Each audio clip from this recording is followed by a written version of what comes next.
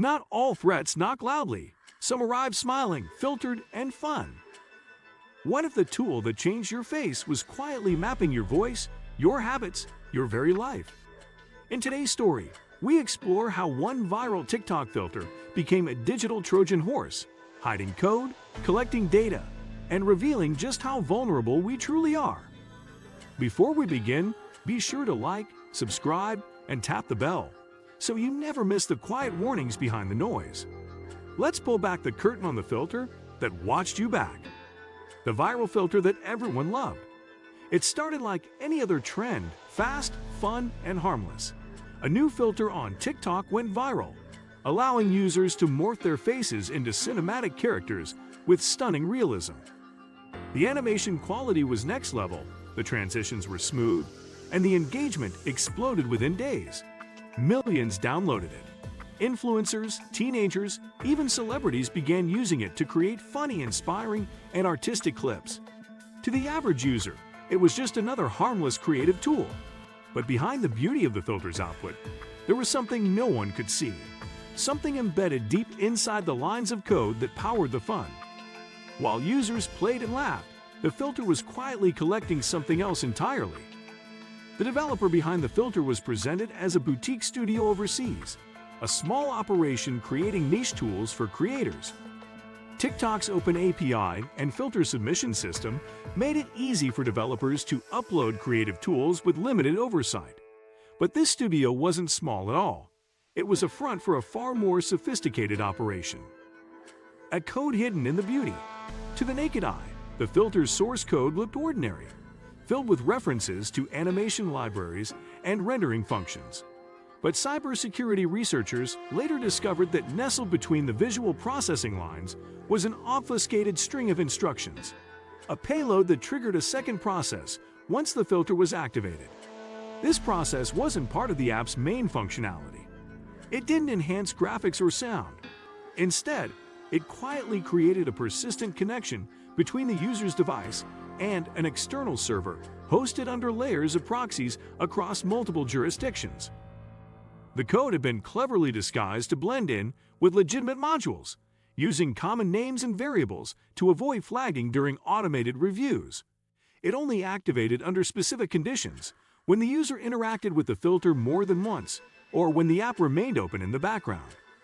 The wake-up call from a teen hacker. The breach might never have been discovered if not for a 17-year-old coder in Germany who reverse-engineered the filter for fun. Hoping to build his own version of the effect, he dug into the compressed data package and noticed unusual outbound requests pinging during unrelated app activities. Curiosity led him deeper. He realized that the filter continued to communicate with external IPs even after it was closed. He posted his findings on an obscure developer forum, and within hours, security professionals joined the thread. Their collective analysis confirmed what many feared. This wasn't sloppy programming.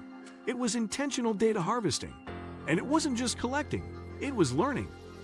Machine learning modules inside the filter's backend were categorizing user behaviors, voice patterns, and even gaze direction during video recording.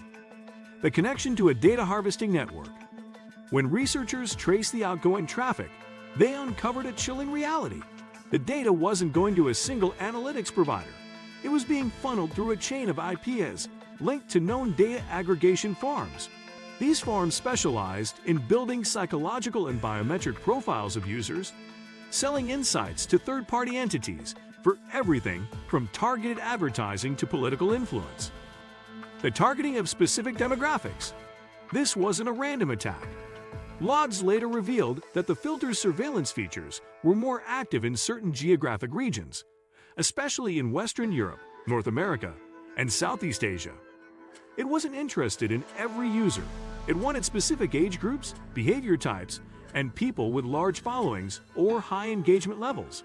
Influencers, journalists, activists, and tech-savvy creators were disproportionately affected. The App Store blind spot. Perhaps the most concerning part of this saga was how easily the malicious filter made it past platform review systems. Despite TikTok's security promises and App Store regulations, The filter's payload evaded detection by exploiting a blind spot in content moderation. Third-party filters are often reviewed based on surface functionality, not deep code. These filters, unlike full apps, didn't trigger the same level of scrutiny. The malware had been cleverly split into pieces, each harmless on its own, but devastating when combined. It took advantage of the platform's own trust in developer submissions, a trust that was misplaced. This hole in the system allowed the surveillance tool to operate for weeks, if not months, before being caught. By then, the damage was done. The cover-up and denial. When news of the breach surfaced, the response from the platform was slow and vague.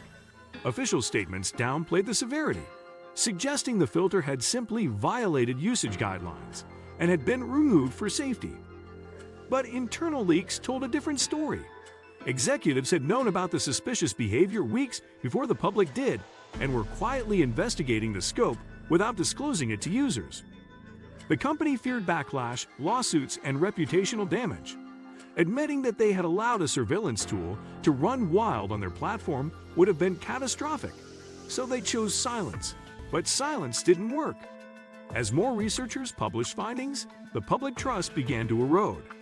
TikTok, already under scrutiny for data handling, found itself in the center of yet another digital storm. The legal and political domino effect. Soon the fallout extended beyond tech circles. Lawmakers began demanding answers. Privacy advocates launched investigations. Countries with strict data protection laws initiated lawsuits against both the filter developer and the platform that hosted it. Regulators questioned whether these platforms were capable of managing the scale and risk of their own ecosystems. In Europe, data protection agencies invoked GDPR clauses, demanding full disclosure of what had been collected, where it was stored, and how it was used. The situation triggered a new wave of regulation proposals aimed at controlling third-party plugin submissions on all social platforms. The filter didn't just break trust, it reshaped global policy. And this time, governments were paying attention.